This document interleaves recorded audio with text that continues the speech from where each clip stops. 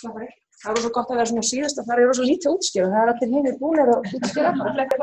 Yfirleitt er rosa flott. Það eru bara 5 mínútna fyrir minnst. Já, ég setti hérna fyrir þess að þekka mig ekki. Það er náttúrulega hérna í 9 ár og var í næringarteymunni. Ég tekið þátt í að skipuleggja hana dag, þannig að mér finnst það gaman að vera beðin að koma. Ég hef ekki þurft að frekjast til þess sjálf. En þetta er bara beint af heimasíðu Akureyrarbæjar og þjónustuna er mjög fjölbreytt á að vera þarna og miðar að því að þeir geti búið sem lengst heima með viðeigandi stuðningi. Boðið upp á margs konar félagsstarf, heimaþjónustu, dagþjálfun, tímabundnar dvalir og fleira. Ef einstaklingur getur ekki lengur búið heima með viðeigandi stuðningi er öldrunarheimili Akureyrar þar sem markmiðið er að tryggja öldruðum vistlegt heimili, hjúkrun, þjálfun og aðhlynningu eftir þörfum hvers og eins, með áherslu á vellíðan og ánægju íbúa. Þetta er bara beint af síðunni þeirra. Svo hvað ég að koma með svona tölfræði. Hérna er öldrunarheimili Akureyrar eru 2, eins og við vitum flest. Og þar geta 182 íbúar verið. 155 í hjúkrunarrými og svo 27 í dvalarrými. Í sumar fögnuðum við því að vera orðið 19.000 hérna á svæðinu. Og af þessum 19.000 eru 2.880 65 ára eða eldri. Þetta er bara, ég hringdi í Hagstofunni í gær og fekk þessa tölur. 155 geta búið á öldrunarheimili sem gerir það að verkum að margir aldraðir búa í sjálfstæðri húseign við mjög misjafnar aðstæður.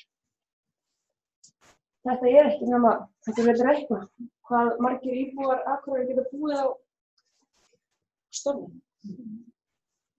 Það eru rosalega fáir. Þannig að það sem við erum að sjá í heimahjúkrun er rosalega fjölbreytt. Og margir með fjölþætta vanda. Það er ekki allir með heimahjúkrun bara með eitthvað eitt.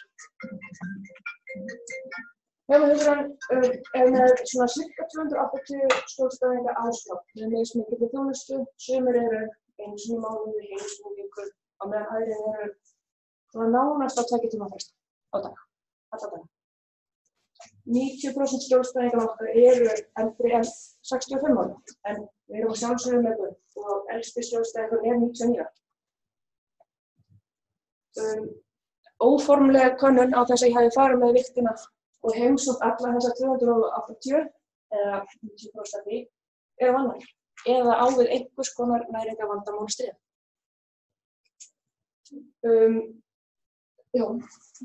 Kíkja á næstu klukku.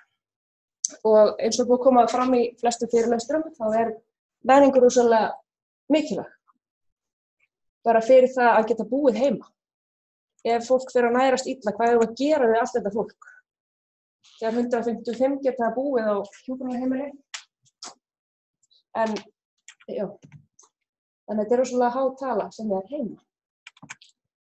Mælitæki heimahjúkrunar eru, nú erum við bara að taka við home care og setja alla það inn. Við höfum bara möguleika að skima í sögukerfinu eins og er gert hér. Það er ekki komið, en að öllu líkindum kemur það bara til loka árs. Og svo höfum við komið góða vigtina, sem við ættum náttúrulega að sjálfsögðu ekki að vanmeta. Að nærast í heimahúsi er rosalega flókið fyrir marga og mjög margt sem þarf að hugsa um. Þetta er einfalt að horfa á þetta þegar skjólstæðingur liggur á legudeild og er að fara heim. Það er kannski skjólstæðingurinn inn á 12 sem hann borðar allt sem honum er fært. Það er alveg sama hvað er á bakkanum, hann er kemur tónandi bakkanum. Óbúslega ánægður á bakka fyrir allt sem honum er fært. En svo er skjólstæðingurinn sem borðar ekki á legudeildinni. Hvað verður þetta fólk þegar það kemur heim? Það er ekki víst að sá sem borðar allt sem honum er fært sé jafn duglegur að borða heima. Það gæti nefnilega verið að hann sé með miklu meira verkstól heima. Hann eldi ekki og hann sé jafnvel ekki með aðstandandi sem hann hjálpa. Þannig að þá vonandi hann hafi heimahjúkrun. En þegar fólk kemur heim þurfum við aðeins að skoða getur hann versla sjálfur? Bara hann fær að fara í búð? Einhver sem getur farið að versla fyrir hann? Getur hann eldað það sem verslað fyrir hann? Getur hann borðað sjálfur? Og hefur hann einhverja matarlyst til þess að borða sjálfur?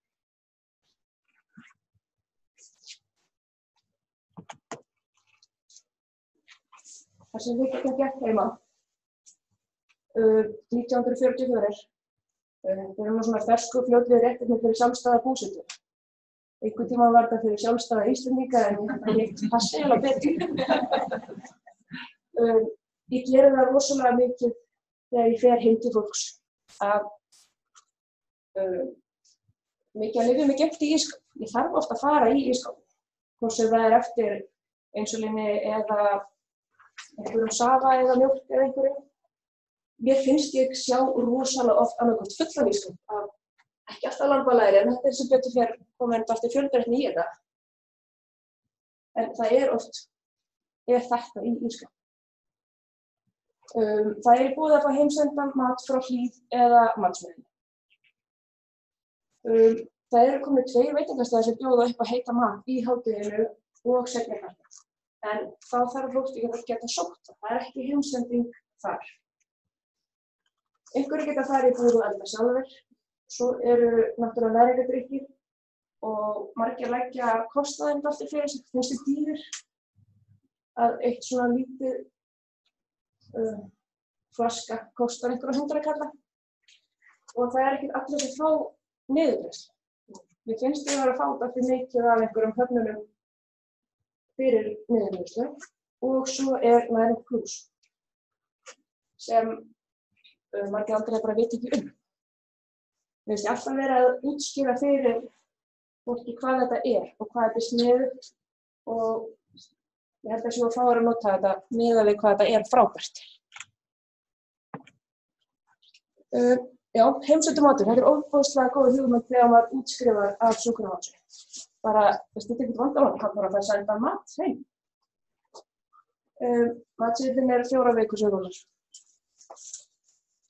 Þannig að þetta mikið sami matur. Skammturinn kostar 1302 krónur og þetta bara tekið af síðu Akureyrarbæjar og notandi greiðir 110 krónur fyrir hvern kílómeter sem ekið með matinn til þeirra frá Hlíð. Þannig að fyrir þeim sem búa úti í síðuhverfi eða einhver stærri kílómeterhverfi þá kannski komin auka 500 kall. Og þetta fyrir heimsenda mat. Þetta niðurgreitt Akureyrarbæjar þannig að þá velja þetta fleiri. Matsmiðjan með valseðil þar sem hægt að velja á milli kjötrétt, fiskrétt eða eitthvað sem heitir létt og hált. Og kostar 1500 krónur óháð búsetu. Innan Akureyrar væntanlega, ég held þessi ekki að skuldra þessu út í sveit. Gallinn við heimsenda mat, sem ofboðslega góð hugmynd, mikil óánægja notanda vegna til dæmis bara skömmtunar. Áferðar, fjölbreytileika og svo sérfræðis. Þú útskýra það hérna. Af því að eftir ég vissi að ég fengi að halda þennan fyrirlestur, þá hefði ég verið að spyrja fólk út í hvort þau fái heimsenda mat. Og ég er búin að heyra á örugglega 5 stöðum að þau fái 8 kartöflur og kannski 2 munnbita af fiski. Þetta náttúrulega uppfyllir engin næringarviðmið sem hafa verið sett fyrir eldaraðir. Sérstaklega ef við hlustum á fyrirlesturina örlítið sem fyrir áðan að þau þurfa meira prótein en eitt sporðstík. Og svo hjónin, ég held þessi ofboðslega gaman að borða með þeim í hádeginu. Þegar þau sjúga kjötið og spýta þessu fiskinn af því þau vinna ekki á. Það ekki allir sem ganga svo langt að reyna að sjúga það. Margir bara sleppa af því að þetta ofsegt, sem rosalega sorglegt. Að þetta kannski manneskja sem býr lengst upp í síðuhverfi og hún er búin að borga 2000 krónur fyrir mat sem hún getur ekki borðað. Og svo var maður með, ég veit ekki hvort hann var með óþál fyrir fisk, en hann fékk samt þetta fisk 3 sinnum í viku og það var búið að hringja á látari. Og lokið var merkt fiskur með stórum stöfum, alveg bara þetta var breitt límband yfir lokið hans. Og hann borðaði alltaf bara súpu, hann var ekki það kvarta. Þetta svona, já, svona sorgleg staða. Þetta það sem við sjáum rosalega mikið líka. Eldri borgarar eiga í flestum tilfellum, finnst mér, neðri baukinn. Þannig að mér pínum mjög.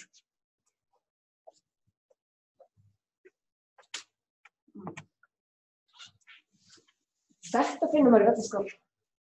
Þetta flókið, þetta þægilegt og þetta geymst vel. Þetta auðvelt fyrir aðstandendur. Þau fara bara í búð, þurfa ekki eins og hverju viku og fylla vel á. Þetta það sem gamla fólki biður þegar aðstandendur fara að versla. Og það ótrúlega hvað þetta geymst vel. Ég hef alveg fundið skáp þar sem var örugglega 70 tegundar kex. En svo opnaði ég ísskápinn og þar var brauð.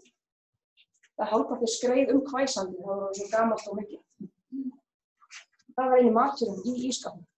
En svo opnaði ég skápinn við hliðina og ég gat bara eins og að fara í bónus. Það var ekki svona raðað upp í loft.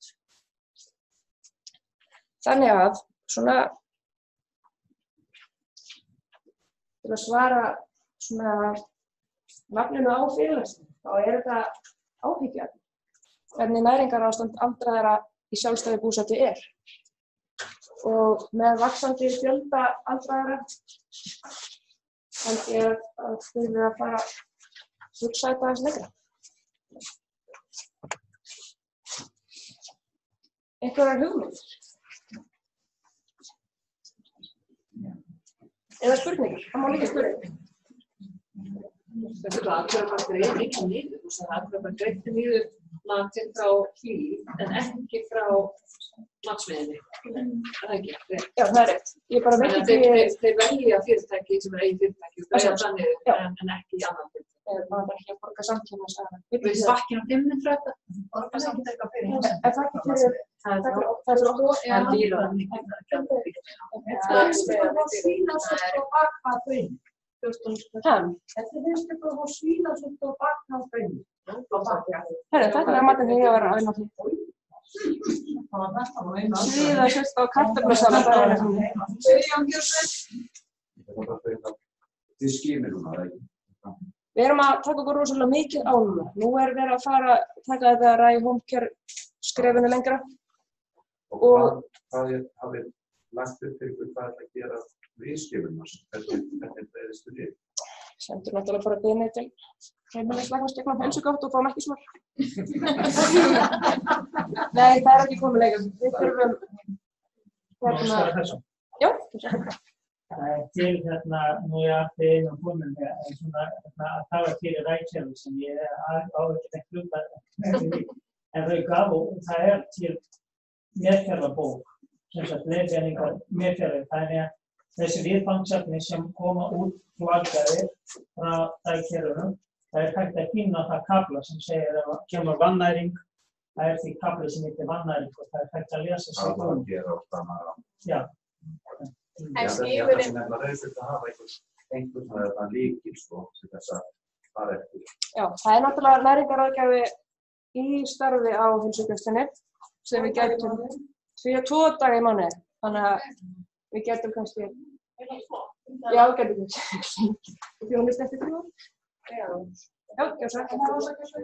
Þú sem það var næringu plús aðan og hann segir mér aðan unnafræðmest var kynnt að fram á gangi. Það væri að niðurgreiða næringu. Já, þetta hluti að pakka þetta. Já, ég vissi það ekki fyrir að ég gæti fyrir fyrirlestum. Hún sagði mér á það. Það líka kannski bara fyrir læknum þegar þeir líka. Já, við fengum búka bæklingum til að afhenda þeim skjólstæðingum sem okkur finnst þurfa á því að hafa. Já, það er bara niðurgreiða. Það er bara eins og aðra næringu. Já, þannig að það þurfa að geta að fá nútrydrykk, það sem ekki vilja ekki. Það var samt að finna það að næring plús og nútrydrykk það er svolítið mikill munur á vítamínu og steinefnum. Já, en próteinorka fyrst og fremst. Það er orkugjafi. Og líka fyrir það sem bara drekka hinn eftir. Bara að því nú að sækja niðurgreiðslu. Og það er alltaf mín tilfinning og við búin að fá höfnum í nokkur skipti að viðkomandi sé ekki undir 18 í BMI. Þeir virðast ekki, Sjúkratryggingar Íslands, virðast ekki horfa á þessi viðmið sem að við vorum með hérna áðan, að fólk ætti að vera, þú veist, væri komið í vanmætt undir 23. Þarf ekki eitthvað að uppfæra Sjúkratryggingar? Það núna, það skila til það. Það er döðan stig, sko, og svo það svo mikilvægt þegar við erum ekki að vigta fólk og engin mæling, að þá þessu bara hafnað. Það að reyna að ljúga viðkomandi og lést mikið á sko, síðasta ári á þess að líka að hafa nokkra tölur á bakka. En ef hann ekki sko, undir 18, þó maður reyna að segja hann sé 20 kíló skóm og eitthvað, að þá fær hann bara nei. Það er 10% þyngdartafli sem þú það maður að reyna að nota það og ljúga því þarna. Já, en þú særi ekki nógu að setja 20 sko, í BNP með heila bíl. Og sjúkdómsbreytingar líka. Nei, en miðað við þetta, þá ætti það að leiða. Það er ekki nógu að það er ekki Til að fyrirbyggja að við lendum í vandræðum. Það skiptir engum máli. Þetta er meðferðar Þeir bíða eftir vandræðum. Já, það er meðferðarúrræðin ekki. Þegar fólk er búin á sín og við viðhandla því, þá fáum við ekki endur nýjan á skiptinum af því að hann er ekki lengur vandaður. Hann er í ár að byggja sig. Og maður segir að mér að segja til þess að þetta ekki niður aftur. Þetta er ekki fyrirbyggjandi, þetta er meðferðarúrræðin. Erum við komið með frjálsumræður? Já, frjálsumræður. Það næringarríkina. Ég vil bara segja því næringarríkina, ég held að við erum sko, þau eru góður tímar. Ég held að við koma ekki í staðinn fyrir eftirlit næringaráðgjafa og eftirlit heilbrigðisstarfsfólk. Það er mjög margir sem fá niðurgreitt næringarríki og borða bara næringarríki. Þannig að þau fyrir borða minna en áður við fengur næringarríki. Þannig að við skulum muna að þetta hjálpartæki og svona viðbótarnæring og þetta kemur ekki í staðinn fyrir neitt. Ég þurfti að hugsa þessu matinn var dýr. Við erum búin að tala ótrúlega mikið sem við bara gleymum honum, hann er náttúrulega ógeðslegur. Ég var vinnandi í mörg ár og þarna ást engin skjólstæðingur minn sem ánægður með matinn var dýr. Eins og þú segja, þetta er bara til skammar, hvað getum við gert það? Það sem við getum gert er það að við getum gert gæfa kröfur, það sem matinn er fyrsta lagi næringarríkina og það sem að gera kröfur það að innheimta sé svona og svona. Það er náttúrulega kannski fyrsta sem við getum gert. Ég samt búin að gera það. Ég búin að senda. Ég búin að senda forstöðu hjúkrunarfræðingi, hjúkrunarforstjóra. Þau markmið sem miðaði við hjá öðrum var grein með löngu síðan þar sem kom fram hvernig næringar geti þetta að vera á öðrum í mat. Við sendum þetta áfram á hana, við ætlum að ræða þetta. Það virðist bara ekki breyta meira á kokkinu. Ég er ekki að vinna hjá því, en ég var semst að fá kynningu síðustu viku og henni þetta. Semst á heljarina mikilli vinnu var það til breytingar á eftir sem fengist mat. Það stendur til að gera breytingar. Stendur til að gera breytingar. En ég er ekki að vinna á því, ég er bara að því ég er að kynna þetta. Ég er í 6 mánaða verkefnavinnum og ég er hvernig breytingar þá. Ég þarf bara að vera að breyta öllu skipulagi og vera að skoða allt sem það verður bara viðkomandi ekki til valið sig hvað vill hann vera á vegan eða bara þannig að það er bara að skilja það að ég var bara að vera að skoða í rauninni eitt annað en það er borið fram og já það verður ekki svona þú veist það verður að skoða það verður ekki með bakka og allt svo leys. Þetta var eitthvað dósaður fyrir það að vera vinna í þessu og hugsa þetta, finnst það bara mjög flott bara að halda þessu áfram. Við þurfum að fá tölur, þannig að ef við getum skráð núna þegar farið að auka skímunar, það er mjög gott. Það er þessi sterkasta vopn okkar til þess að fá breytingar en það að geta sett eitthvað á blað. Við öll þurfum að passa það að vigta sjúklingana og sýna fram á það að þetta er vandi sem þarf að gera eitthvað í. Ég held að það er eina leiðin það er að geta sagt svona er þetta. Og svo spyrir hvað fólk er að gera. Það stýttist mjög að þú verður með svona klækskap.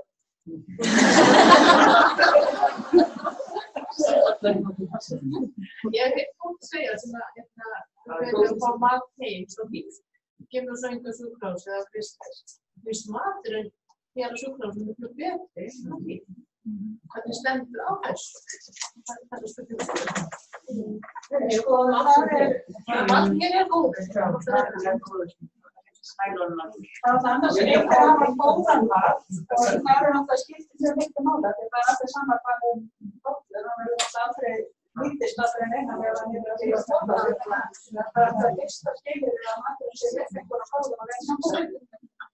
En síðan alltaf skiptir næsingin þegar það miklu máli eftir í nútíma heilbrigðiskerfi eins og sjúkrahúskerfi á Íslandi þá er bara lágmarks á að það gerir bara kröfur innihald og útreikninga og sarla og gæðaeftirlit sem ég held að við erum bara að gera það hér. Við erum bara með næringarútreikna mútið og það skortar eftir innihaldi hvað sem það gera fyrir sig og við erum bara svo heppin að hann líka ljúfengur. Það svo nóg að hafa næringarútreikna. Svo líka hægt að gera eitt. Ég velti því fyrir mér, af hverju hjúkrunarheimili hlýtt að elda mat fyrir fólk sem býr hérna út í bæ? Af hverju ekki einhverju sem að bara færi þessa frábæru hugmynd og stofna fyrir fyrirtæki og þetta eins og það færði ekki líka. Já, það bara væri að selja fyrir annan fólk.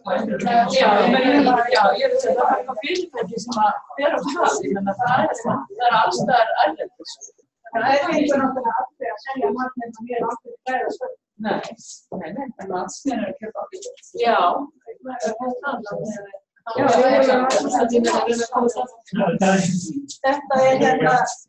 er hérna á heimasíðu hjúkrunarheimilanna og þetta er náttúrulega mjög dapurlegt því að hérna eru 3270 hitaningar í daginn að meðaltali sem er náttúrulega fjarri raunveruleikanum en það er að því að morgunverðar hálfbúr er bara að setja niður. Það er ekki settur skammti fyrir hvernig einstakling, þetta er bara nú og það er ekki sem fyrir á deildina Þannig að þetta er náttúrulega bara upplýsingar sem hafa ekki fylgir. Það er vitlausar upplýsingar.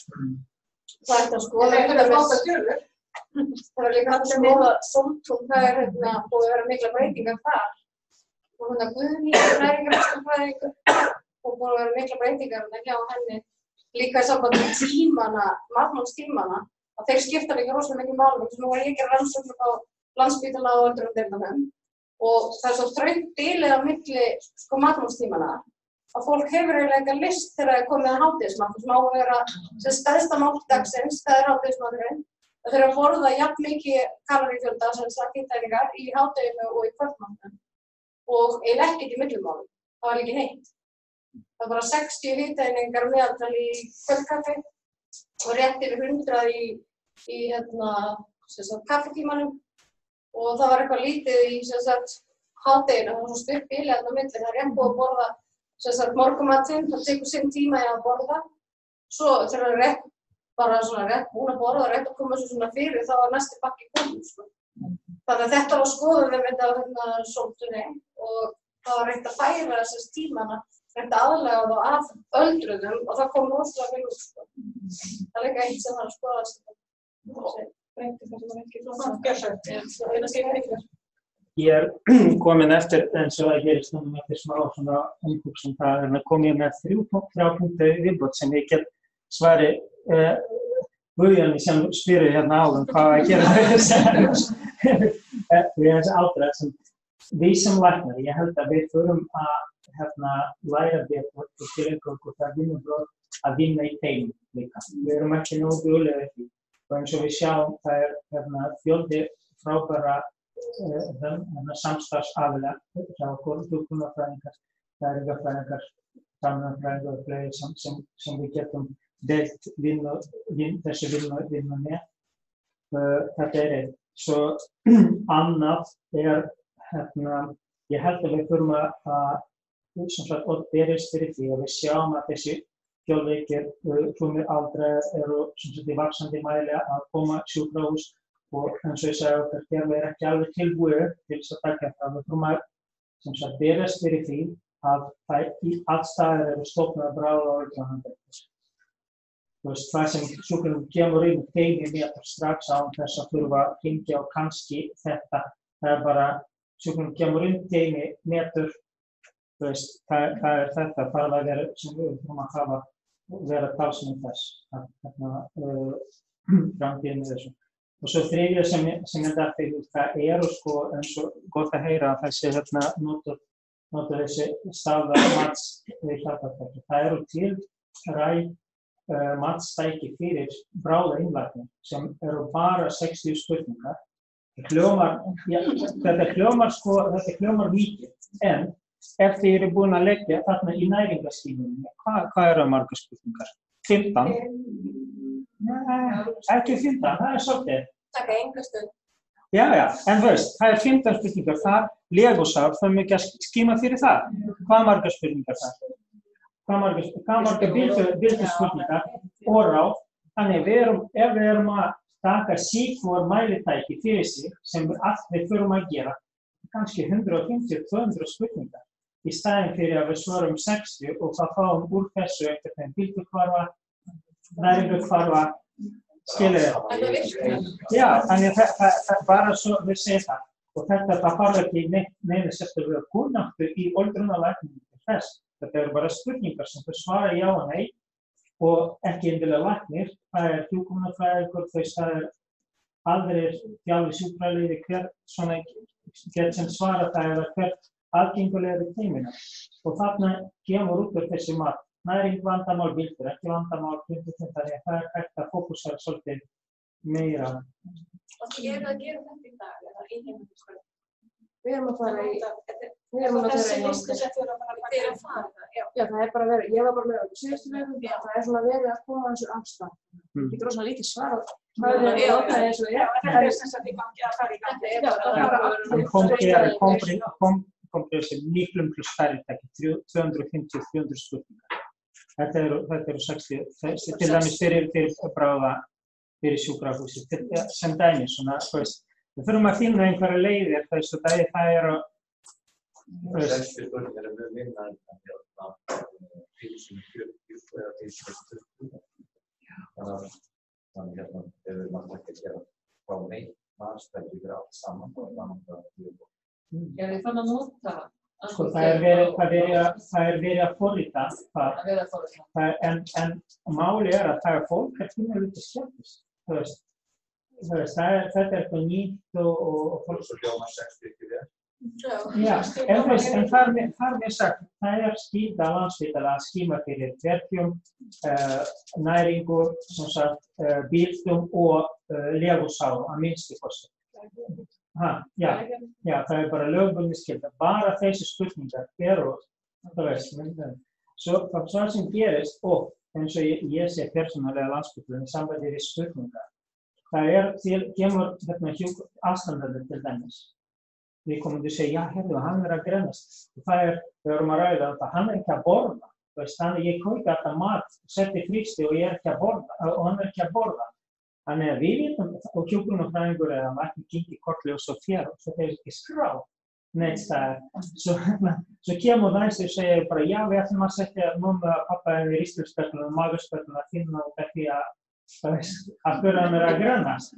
Bara, já, en ég er búinn að tala við þennan, ég er búinn að segja. Þannig upplýsingaflæði ekki heldur. Þannig að það bara eins gott að taka einu sinni við komum gott upplýsingasöfnum frá aðstandendum sem staðlað og skrá það niður, heldur hann að missa einhverju svona hlutum líka mjög mikið. Fleiri athugasemdir eða spurningar, ég myndi sleita frá okkur. Ég vil bara þakka ykkur kærlega fyrir komuna. Þetta er búið að vera ótrúlega fræðandi og skemmtilega dagur og ég þakka ykkur fyrirlesurum kærlega fyrir ykkar innlegg og vona að þið hafið verið aðeins góðari og svolítið meira leitandi eftir lausnum en kannski fyrir. Bara kærlega þakkir.